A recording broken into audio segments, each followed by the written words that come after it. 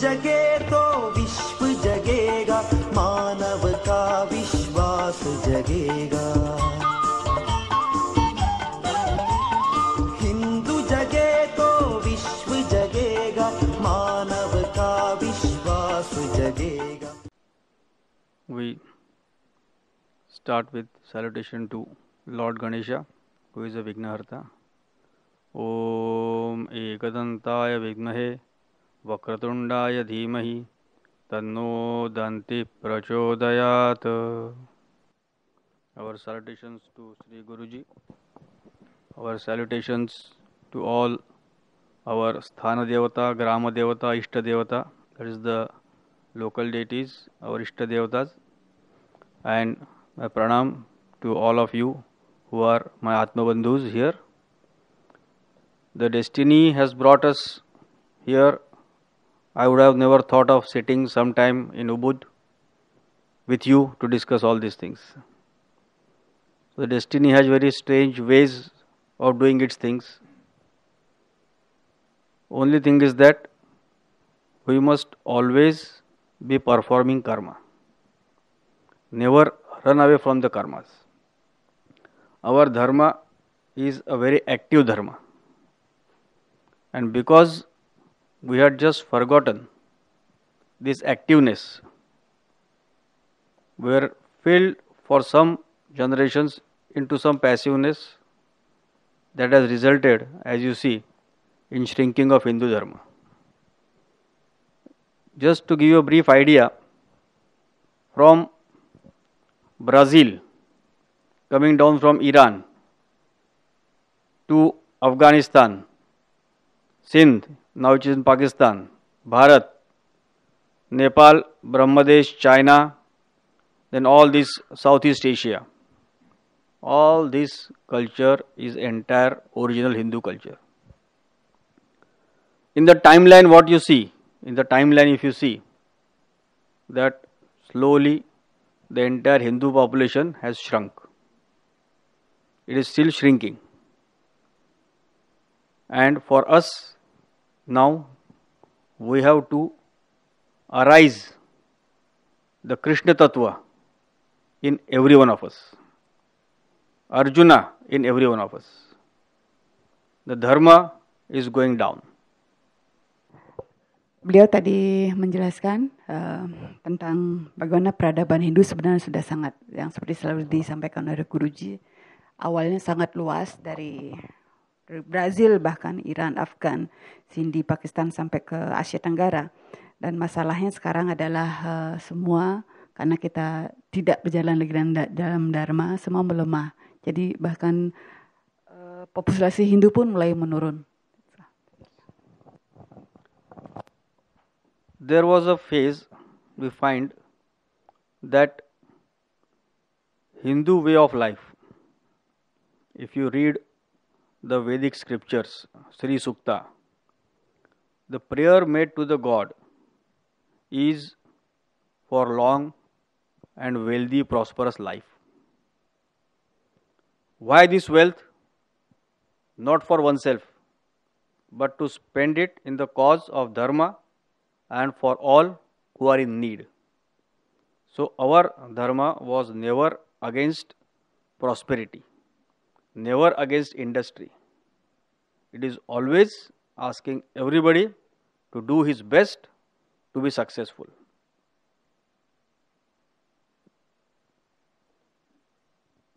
Jadi dharma tidak menentang prosperity, kesejahteraan ya, atau kekayaan. Justru itu kita harus kaya dalam artian tetapi digunakan untuk dharma.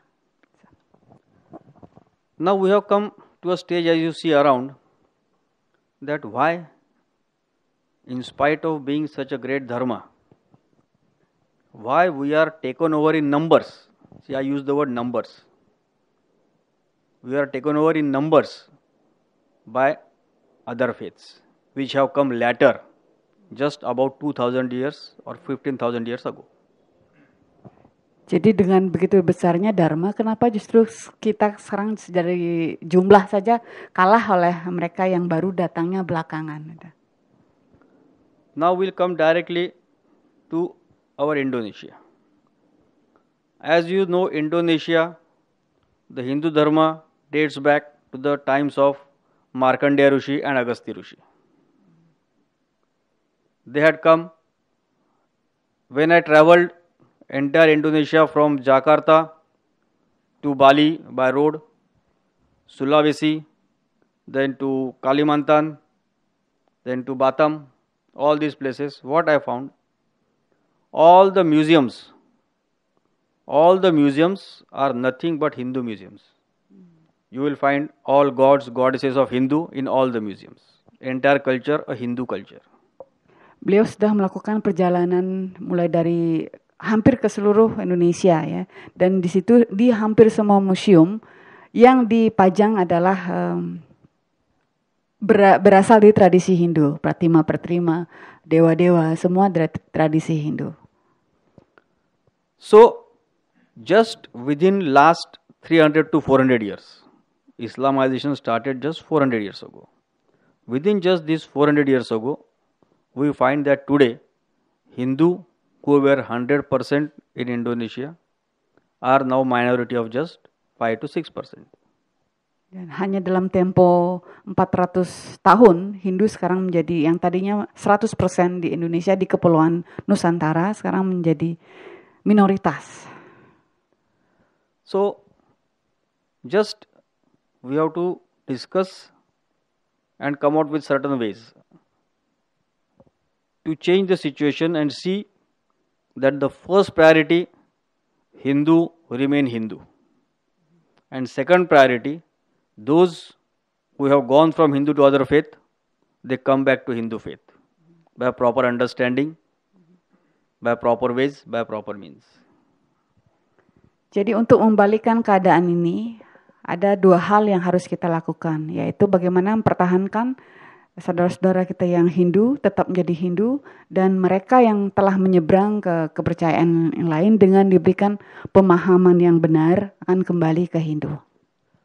Now for that purpose, we all must know how to project our dharma, how to approach a person and answer his questions about dharma. When it comes to Hindu dharma, you will be asked questions, so we must know how to answer those questions. Jadi untuk tujuan itu kita harus betul-betul memahami tentang dharma kita. Bagaimana menjelaskan pada orang dan bagaimana menjawab pertanyaan-pertanyaan orang terkait dengan Hindu dharma. Whenever these people they try to convert Hindu, they attack Hindu by saying that in Hindu dharma you don't have equality, you have caste system. Their first attack is on the structure of Hindu dharma. So we must know whether really there is a caste system, what is the Varnashram system, whether it distinguishes the people or not. We'll understand that also. Jadi serangan pertama biasanya dimulai dari sistem kasta. Mereka yang menyerang kita akan mengatakan bahwa di Hindu tidak ada kesamaan. Yang ada adalah sistem kata. Nah, kita harus tahu sekarang apa benar-benar sistem warna itu adalah suatu diskriminasi atau bukan. So whenever any person questions, the standard way of approach to convert Hindu is this, that you are not equal. Our first answer will be, your interpretation is wrong. With 100% guarantee we say that in Hindu dharma, all persons are equal. They have equal right to all legal scriptures, all religious scriptures, and they have every right to be part of highest religious office.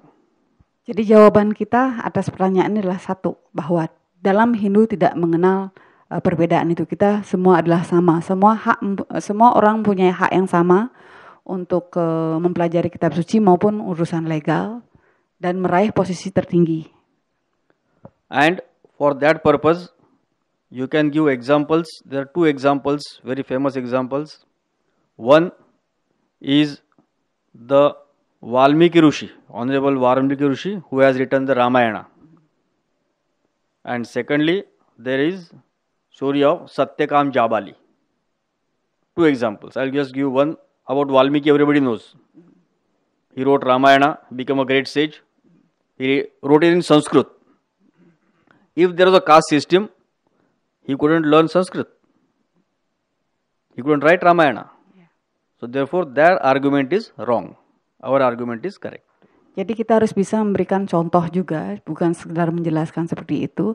Salah satu contoh yang saya tangkap itu adalah Resi Walmiki. Beliau yang tadinya seorang penjahat ya, tapi bisa ketika berubah, bisa mempelajari kitab suci dan mempelajari bahasa Sanskrit dan bahkan menulis kitab Ramayana.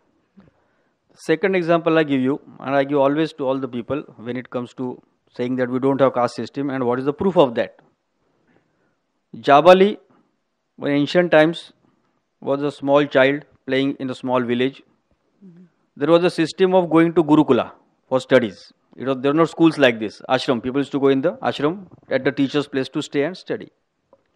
So along with the school children, this small Jabali also went when the people came at the time of taking for Gurukula. So he went to Gurukula. In the Gurukula, everybody was asked his name, father's name, family name. So everybody answered, he just says Jabali, no other name. So thereafter, his teacher says, no problem, you don't know now. Whenever you go in the vacation, you ask and come back. Vacation came, this child went back home, asked his mother, what is the name of my father? What is our family? The mother replied, look child, I am working as a prostitute. I am not aware whose son you are. The child, knowing this, again went back to ashram. And in the ashram, he told the teacher the same thing what mother told him. And the teacher was very pleased. He says, you have spoken such a truth with such innocence. You will be a great sage. He turned out to be, his name was renamed as Satyakam Jabali, always speaking the truth. And he wrote treatises on Upanishads, which are very famous. So it shows that in Hindu Dharma, what matters is knowledge, study, and not from where you are born. So the main thing with these two stories, you can shut them out of any other debater. Jadi ada satu cerita lagi yang seorang anak keturunan pelacur bernama Jabali. Jadi dia pun pergi ke Gurukul untuk belajar dan biasanya di sana mereka akan ditanyakan siapa orang tuamu. Nah karena dia tidak tahu orang tuanya, pada saat dia pulang dia bertanyakan pada ibunya, baru dia tahu bahwa ibunya sendiri nggak tahu dia anak siapa. Ya itu disampaikan kepada gurunya bahwa dia nggak tahu bapaknya siapa karena ibunya seorang pelacur. Dan karena itu gurunya malah praise him, jadi memuji dia, kamu sudah berani menyatakan yang sejujurnya, yang sebenarnya. Dan di kemudian hari beliau menulis Upanishad disebut dengan Satyakam. So I hope you understand with 100% conviction we can say that we don't have any caste system by birth in any of Hindu Dharma anywhere. The second attack that they make, they say, but your Gita says Brahman, Vaishya, Kshatriya, Vaishya and Shudras. What about that? This is the second question you have to answer to them. Now what actually these Varnas are, we have to understand. These are also not by birth. They don't refer to Dharma. These Varnas are the inclinations of persons in every society. It may be Islamic society, it may be Christian society, it may be secular society, it may be communist society, it may be democratic, it may be kingdom. You will find in all such political systems, social systems, there are 4 types of forces required. Forces, not the caste, not the word, forces. Varna means the forces. You require a thinker class, one who will think for the nation. You require a defender class, one who will defend the nation. For all these things, you require money that comes from the trading class, those who, entrepreneurs, traders. And all these 3 are supported by the service class. You require services of all the kinds. So what Lord described in Gita is not people, but the system of any governance in any yuga, right from Satya Yuga to Kali Yuga. It is a universal system. No government can avoid this, even present day or past days. Jadi serangan kedua biasanya karena di Gita disebutkan tentang catur warna yang Brahmin, Kshatriya, Vaishya, Sudra. Nah, Rajeshji menjelaskan bahwa itu ada di seluruh negara, bahkan di seluruh tatanan pemerintahan, karena itu adalah suatu sistem di mana dalam setiap pemerintahan pasti harus disupport oleh para thinker, pemikir, Brahmin, kemudian Kshatriya, yaitu para Kshatriya, kemudian para trader, pedagang untuk menghasilkan harta kekayaan bagi negara itu sendiri, dan kaum pekerja. Jadi tidak monopoli kaum Hindu saja, tetapi di seluruh sistem sosial politik ada. So these are the two main grounds on which the non-Hindu people try to question us. And these are, according to me, the answers. We can also find better answers, better examples, but these are the two things which I give in short. So then we move on to a next step of the today's position. In today's position, we see that we are shrinking. What is the reason? The reason is that we are trying just to defend. So what happens? I'll tell you. This is a small territory, our territory. We are trying to defend this, but slowly one part is gone. Like suppose this is an entire big Bharat area. Afghanistan is lost, Pakistan is lost, Bangladesh is lost. Some Jammu Kashmir is on the verge of being lost. So what happened? We are trying to protect with great strength, but there are attacks from all the sides. What the other people are doing?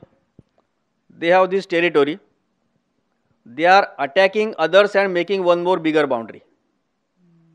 So their territory is increasing, our is shrinking. So you must understand this concept. Jadi pertanyaan berikutnya adalah kenapa kita mengecil? Nah, karena kita mempertahankan sesuatu. Jadi kita digerogoti dari luar sehingga kita semakin mengecil bagian-bagian tertentu sudah hilang. Sementara kelompok lain mereka justru menyerang, memperbesar diri dengan menyerang, menginvasi di sekitarnya, sehingga dia perbatasan dia menjadi lebih luas, perimeternya menjadi lebih luas, wilayahnya menjadi lebih luas. So now we must see to it that all of us, with this little bit of more understanding, try to debate and try to reason and try to retain our people to our dharma. And secondly, see to it that those who have left, we meet them, we talk to them, we reason out with them, and see that we bring them into such satsanga. We may not ask them to become Hindu at initial stages, but let them come and know what we are. We are not here for conversion. Hindu Dharma will not believe in conversion. It only believes, I'll tell you a simple process. Whenever people ask me, do you convert? I say, we don't convert. Then what is your philosophy? I say, we have got only one philosophy. Entire universe is a Hindu universe. Entire universe. Every child born, every soul born is a Hindu. The only difference is that the people who are living now as Hindu, they know, they have realized they are Hindu. Others are yet to realize. So entire world, every soul born a Hindu. Difference is only two types. One, the people who already know they are Hindu. Others who are yet to realize they are Hindu. Today or tomorrow they will realize they are Hindu. So we don't convert. We only make the people realize their real nature.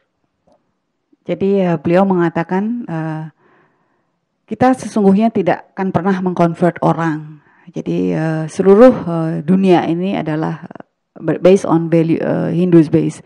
Perbedaannya adalah ada orang yang memahami dan menjalani Hindus way of life itu, dan mereka yang suatu saat mudah-mudahan akan menyadari. Nah, tugas kita adalah bagaimana menjelaskan, memberikan penjelasan atau berusaha mempengaruhi orang-orang yang tidak menyadari jalannya itu sebagai Hindu. And just finally, I will tell two things. One, there is no compulsion in Hindu Dharma. You get all options, different type of freedom of speech, expression. So it goes with the current trend of democratic process, human rights process. All are included in the Hindu Dharma since beginning. The freedom to differ, the freedom to interpret differently, the debating, everything is permissible. So therefore, it is a very vast and broad-minded dharma. Jadi Hindu Dharma itu sangat pemahaman sangat luas, jadi open minded, broad minded. Jadi tidak, kita selalu diizinkan untuk mendebat sesuatu, tidak memilih untuk berbeda. Jadi itu adalah kebesaran Hindu, seperti yang selalu disampaikan oleh Guruji. And lastly, it is a very scientific dharma going with the nature. Just see a simple example. All our different gods, they are being offered different type of flowers, different type of leaves, which automatically saves the biodiversity. All our gods, they are having different type of animals. So even animal world is covered. All of them, they are having different type of weapons, which are sparingly used only for the purpose of destroying the evil, not for conquering, not for spreading, but for destroying evil. So therefore, this dharma is the ultimate dharma. We must have faith in it, and with that faith, we must go out to people and preach it, just as Markandeya Rishi, Agastya Rishi came to this land with the entire dharma. Each one of us should take this flame and see that entire world becomes saffronized again. Dhanyawad. Jadi Hindu Dharma bukan saja memikirkan tentang manusianya, tapi alam secara keseluruhan, seluruh makhluk. Kita ketahui ada begitu banyak, mungkin ribuan dewa, dan setiap dewa itu akan mendapat persembahan bunga atau daun yang berbeda. Begitu juga binatangnya, sehingga biodiversity sangat terjaga. Jadi beliau mengajak kita untuk kembali melakukan gerakan yang dilakukan oleh Rishi Markandeya ketika datang ke Bali untuk ke Indonesia, untuk menjelaskan hal-hal seperti ini, sehingga teman-teman kita, saudara-saudara kita yang belum menyadari kehinduannya kembali sadar.